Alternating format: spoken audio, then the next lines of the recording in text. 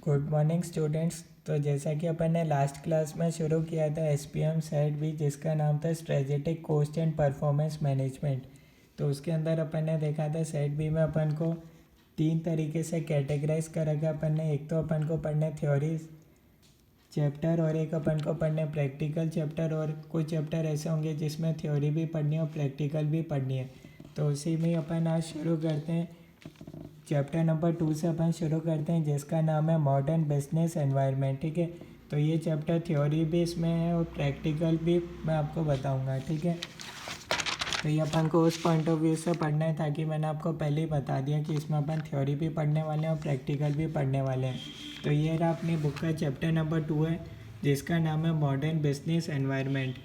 तो इस चैप्टर में सबसे पहले तीन बातों को अपन को पढ़ना रहेगा। कॉस्ट ऑफ क्वालिटी क्या होता है, टोटल क्वालिटी मैनेजमेंट क्या होता है, सप्लाई चेन मैनेजमेंट क्या होता है। ठीक है, तो जैसा कि आपकी आईसीआई मॉड्यूल में दे रखा है, मैं उसी के हिसाब से आपको बताऊंगा। ठीक है, तो आप आईसीआई मॉड्यूल पढ़ो या चाहे मेरे नोट्स पढ़ो, एक ही बात है। ठीक है, बस थोड़ा सा इजी रहेगा अगर आप मेरे नोट्स से पढ़ोगे तो इसमें सबसे पहले मॉडर्न बिजनेस एनवायरनमेंट में बता रखा है कि अगर आपको एज अ बिजनेस ओनर आपको कोई भी किसी भी प्रोडक्ट की मैन्युफैक्चरिंग करनी है। ठीक है, आप कोई सा भी प्रोडक्ट बना रहे हो, जैसे कि अपन एग्जांपल ले सकते हैं, अगर अपन आईफोन बना रहे हैं। ठीक है, तो अब अपन को उसमें तीन चीज़ें याद रखनी पड़ेगी। Cost of quality, total quality management और सप्लाई चेन मैनेजमेंट। अब इसका क्या मतलब होता है ये अपन समझते हैं। ठीक है, तो जैसा कि अपन आईफोन बना रहे हैं, ठीक है, तो उसके अपन सबसे पहले एग्जांपल ले लेते हैं बैटरी से। ठीक है, तो अगर अपन आईफोन की बैटरी बना रहे हैं, तो अपन को इस तरीके से बनाना चाहिए कि उसकी क्वालिटी सही रहे। यानी कि ऐसा नहीं होना चाहिए कि उसमें फ़ोन में लगाते ही 2 दिन में ब्लास्ट हो जाए। ठीक है, तो अपन को उसकी क्वालिटी मेंटेन करनी है, और क्वालिटी कब मेंटेन होगी, जब अपन उस पर कॉस्ट देखेंगे। यानी कि अपन को ज़्यादा भी उस पर नहीं देखना है कि हाँ भाई बैटरी सही है। एक तो होता है ना कि अपन उसको बार बार चेक कर रहे हैं। ठीक है, तो कितना चेक करें अपन, कितना अपन को उस पर एक्सपेंस करना है। ठीक है, कितना खर्चा अपन को उसकी बैटरी पर करना है कि भैया हाँ भैया कस्टमर को सेटिस्फेक्शन हो जाएगा कि हाँ भैया ये सही है। और बिल्कुल कम भी उसके लिए बजट नहीं रखना है कि भैया अपन ने आईफोन बनाया और उसकी बैटरी पर नेग्लिजिबल एक्सपेंस करा और बाद में वो बैटरी ब्लास्ट हो गई जब कस्टमरों ने फ़ोन ख़रीदा। तो एक तो अपन को ये कॉस्ट मेंटेन करना है, और उसके बाद आता है टोटल क्वालिटी मैनेजमेंट। यानी कि अगर आपने यहाँ पे प्रोडक्ट बना दिया, पूरा फ़ोन बना दिया, तो एक बार कस्टमर को आप दोगे तो उससे पहले टेस्टिंग भी हो जानी चाहिए। ठीक है, यानी कि अभी कस्टमर के हाथ में प्रोडक्ट गया नहीं है, अभी आपके हाथ में ही प्रोडक्ट है। ठीक है, आपने पूरा बना दिया प्रोडक्ट, सैंपल चेक कर लिया। अब जो मेन प्रोडक्ट है, एक बार आप उसकी चेकिंग कर लोगे कि हाँ भैया सही से वर्क कर रहा है या नहीं कर रहा है। ठीक है, क्योंकि अगर कस्टमर के पास चला गया और कस्टमर को कोई दिक्कत आने लग गई, जैसे कि वो ब्लास्ट का बताया था, बैटरी ब्लास्ट हो गई, तो उससे क्या होगा, कंपनी की जो इमेज होगी, वो गुडविल होगी, वो ख़राब हो जाएगी। ठीक है, और एक बार कंपनी की अगर कोई भी इमेज ख़राब हो जाती है तो उसको सुधरने में बहुत टाइम लग जाता है। ठीक है, तो इसलिए अपन को एक तो अपन को कॉस्ट मेंटेन करना है ना, ऑप्टिमल होना चाहिए। यूँ भी नहीं कि अपन ज़्यादा एक ही चीज़ पर ज़्यादा खर्चा कर रहे हैं और एक ही चीज़ पर अपन बहुत कम खर्चा कर रहे हैं। अपन को ऑप्टिमल कॉस्ट रखना चाहिए। और उसके बाद आता है टेस्टिंग फेस। कस्टमर के हाथ में जाने से पहले प्रोडक्ट की टेस्टिंग हो जानी चाहिए। उसके बाद आता है सप्लाई चेन मैनेजमेंट, यानी कि जो आपका प्रोडक्ट है उससे कस्टमर हैप्पी है या नहीं है।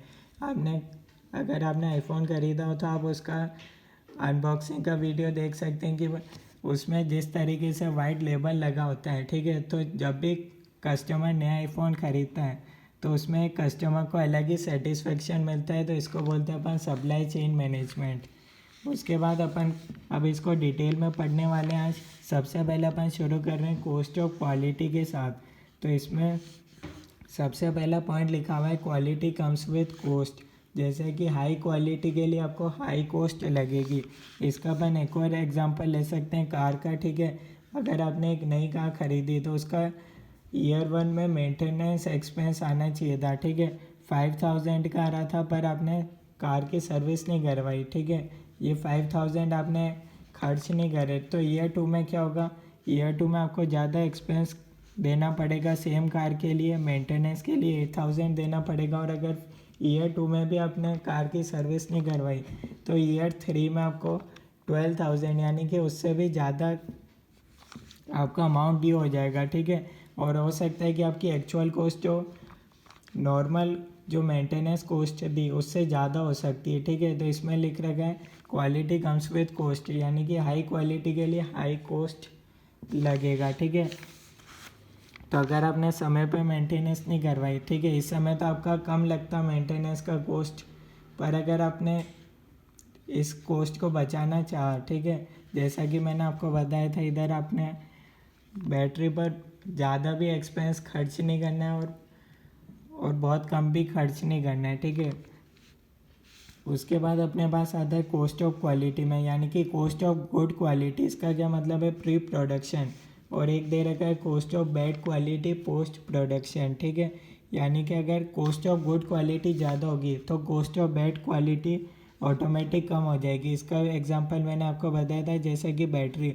अब यहाँ पर आपने इतना अच्छा एक्सपेंस, इतना अच्छा आपने चेक कर लिया कि टेस्टिंग फेज में कि कॉस्ट ऑफ गुड क्वालिटी ज़्यादा थी, ठीक है। आपने हर एक आपकी जितने भी फैक्ट्री के अंदर 10 लाख यूनिट्स थी, तो आपने ये कंफर्टेबल कर लिया कि हाँ भैया ये 10 लाख यूनिट्स में जो बैटरी बनी है वो बिल्कुल सही है, ठीक है, इसमें ब्लास्ट होने का कोई चांस नहीं है, ठीक है। तो अब जब आप चेक करोगे प्री प्रोडक्शन, ठीक है, आप रॉ मटेरियल भी चेक करोगे, जो बैटरी बन रही है उसका साइज़ भी देखोगे, क्योंकि नाम का सा भी अगर साइज़ बड़ा हो गया बैटरी का तो वो फ़ोन के अंदर फिट नहीं हो पाएगा, ठीक है। तो यहाँ पर आपको एक बार ज़्यादा एक्सपेंस करना पड़ेगा, ताकि आप देख लो भैया प्री प्रोडक्शन में ज़्यादा एक्सपेंस होगा तो आपका फिर पोस्ट प्रोडक्शन एक्सपेंस कम होगा। जैसे कि मान लो कस्टमर को आपने ऐसे, आपके कुछ प्रोडक्ट ऐसे बन गए कि भैया जो डिफेक्टिव थे उसमें बैटरी ब्लास्ट होने के हाई चांस थे, ठीक है। तो अब उसमें क्या होगा, अगर बैटरी ब्लास्ट हुई तो उससे एक तो कंपनी की गुडविल ख़राब हो जाएगी और दूसरा क्या हो सकता है, आपको रिप्लेस करना पड़ेगा, तो फिर वो आपकी कॉस्ट ऑफ बैड क्वालिटी बढ़ जाएगी, ठीक है। यहाँ आपने प्री प्रोडक्शन में अच्छा ध्यान नहीं दिया, जिससे कि बैटरी डिफेक्टिव लग गई थी प्रोडक्ट के अंदर, तो उससे क्या हुआ, बाद में आपको रिप्लेस करना पड़ेगा, तो वो बैड क्वालिटी की कॉस्ट बढ़ गई, ठीक है। तो यहाँ पे आप कंपनी के पास दो ऑप्शन होता है, या तो प्री प्रोडक्शन से पहले कंपनी अच्छा एक्सपेंस कर ले good quality, cost of good quality ज़्यादा होगा तो कॉस्ट ऑफ बैड क्वालिटी अपने आप ही कम होगा, यानी कि कस्टमर की कोई कंप्लेंट्स ये सब कम आएगी अगर प्रोडक्ट इतना अच्छा होगा, ठीक है। जैसे कि आप एग्जांपल और देख सकते हैं। उसके बाद अपन को कॉस्ट ऑफ गुड क्वालिटी को दो कैटेगरी के अंदर बाइफर्केट करा गया, एक होता है प्रिवेंशन कॉस्ट और एक होता है अप्रेजल कॉस्ट। प्रिवेंशन कॉस्ट क्या होता है, मिनिमाइज नंबर ऑफ डिफेक्ट्स। ये जो भी है जो कीवर्ड्स है तो आपको इसको एमसीक्यू पर्पज से ध्यान में रखना पड़ेगा, ठीक है। प्रिवेंशन कॉस्ट का मतलब होता है minimize number of defects, avoid poor quality, यानी कि ऐसे कॉस्ट जो अपन प्रोडक्शन से पहले इनकर्ड कर रहे हैं। अब क्या हो सकता है इसका एग्जांपल, जैसे कि रॉ मटेरियल अपन कोई भी प्रोडक्ट बना रहे हैं तो उसका अपन रॉ मटेरियल देख सकते हैं अच्छी क्वालिटी का है या नहीं है, ठीक है। एक अगर अपन कोई भी चार्जिंग पिन बना रहे हैं, ठीक है, अब जैसे कि आप पेन का एग्जांपल ले सकते हो, अगर इसमें थोड़ा सा भी इसकी साइज़ बड़ी हो गई रिफिल की तो ये इसके अंदर बैठेगा नहीं, तो आप देख सकते हो, ठीक है। तो रॉ मटेरियल की क्वालिटी भी अच्छी होनी चाहिए, ठीक है। ऐसा नहीं होना चाहिए कि इसमें डालते ही टूट जाए, ठीक है। तो रॉ मटेरियल की क्वालिटी सही है या नहीं है अपन ये चेक करते हैं प्रिवेंशन कॉस्ट में, ठीक है। यानी कि ऐसी कॉस्ट जो प्रोडक्शन से पहले इनकर्ड हो रही है, ठीक है, ताकि अपना जो भी प्रोडक्ट बनेगा वो सही बनेगा, उसको अपन बोलते हैं प्रिवेंशन कॉस्ट। एक बार अपन यह डिज़ाइन का रिव्यू देख लेते हैं कि जो भैया अपन जो बाद में प्रोडक्ट बनने वाला है वो सही बनेगा या नहीं बनेगा, ठीक है। इसमें अपन ये सारी चीज़ें चेक करते हैं। उसके बाद आता है अप्रेजल कॉस्ट। इसमें क्या होता है, एंश्योर हाई क्वालिटी स्टैंडर्ड्स, यानी कि अब प्रोडक्ट मशीन से बनेगा तो अपन देखेंगे ड्यूरिंग प्रोडक्शन।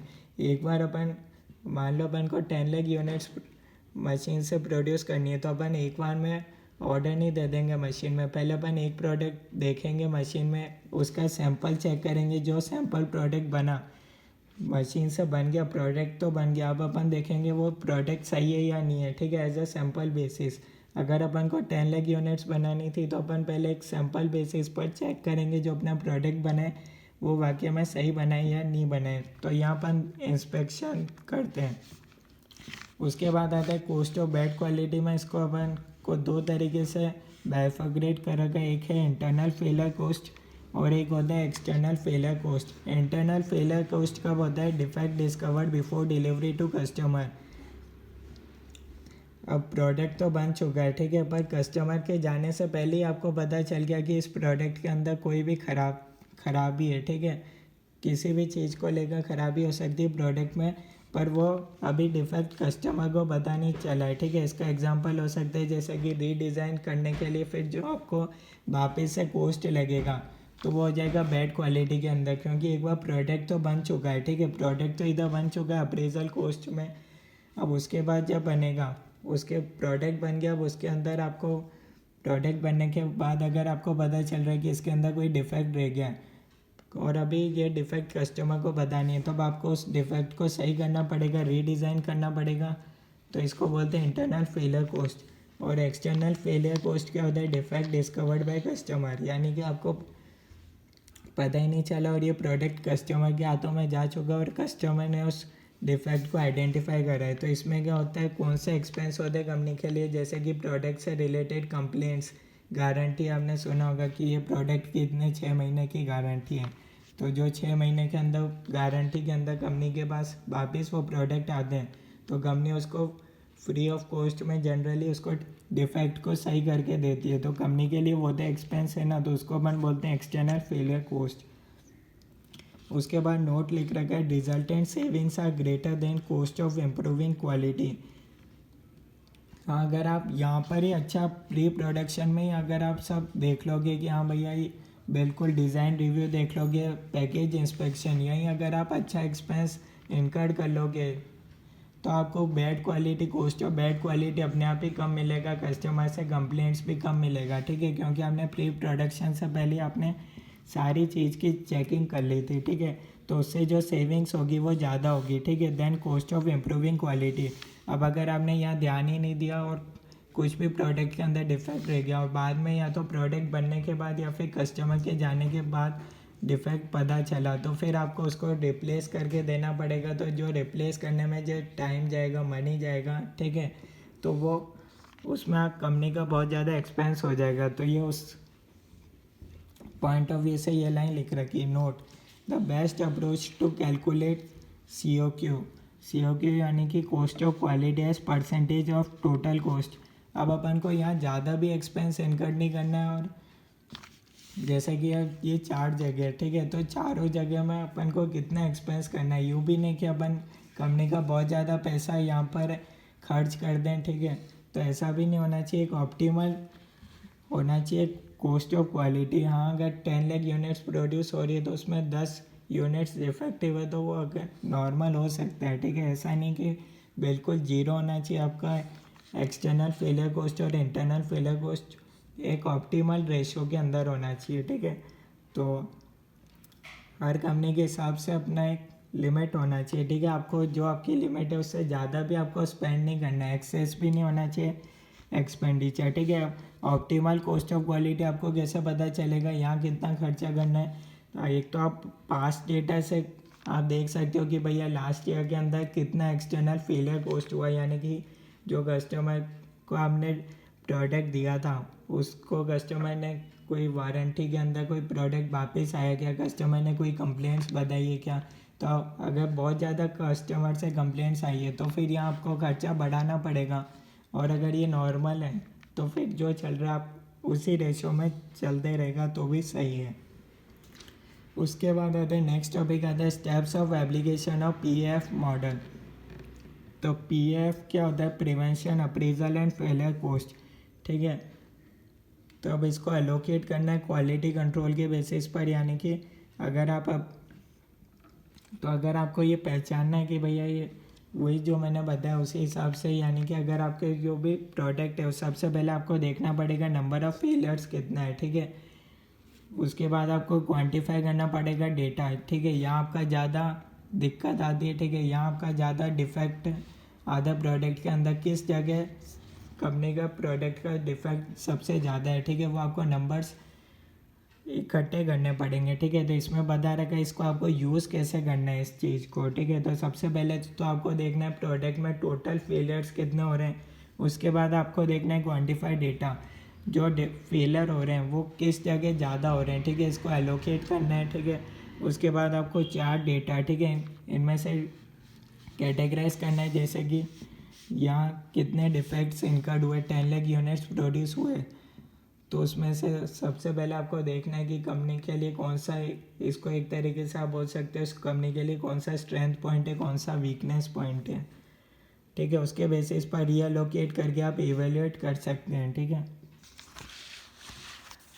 उसके बाद नेक्स्ट टॉपिक अपने पास आता है आइसबर्ग मॉडल। इसमें बता रखा है many cost of quality are hidden, ठीक है, यानी कि अपन प्रोडक्ट बनाते हैं तो उसमें कई सारे एक्सपेंस ऐसे होते हैं जो वो हिडन होते हैं। जैसे कि आप सीए की एग्ज़ाम देते हो तो जिस दिन आपका रिज़ल्ट आता है उस दिन तो सब जनों को पता चल जाता है कि आप सीए बन गए, पर उससे पहले आपने सीए बनने के लिए आपने कितना टाइम डिवोट करा, ठीक है, कितनी मेहनत करी, तो वो चीज़ एक तरीके से आप बोल सकते हो दूसरों के लिए हिडन है।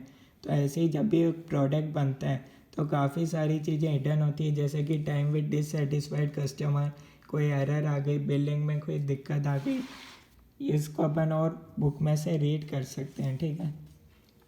तो अब अपन इस सारी चीज़ को एक बार बुक से भी रीड कर सकते हैं, ठीक है।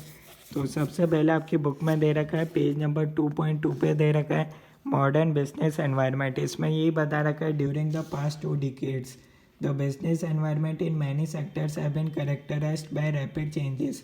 इसमें यही बता रखा है कि बिजनेस एनवायरनमेंट आज बहुत ही रैपिड वे में चेंज हो रहा है, ठीक है। जैसे कि आप देख सकते हो पहले प्राइस चलता था कॉस्ट प्लस अप्रोच में, यानी कि जो पहले सेलर को तय करना था, जैसे कि 100 रुपये का प्रोडक्ट है उसमें से सेलर 20 रुपये अपना मार्जिन ऐड कर देता था तो बायर उसको 120 में ख़रीदता था।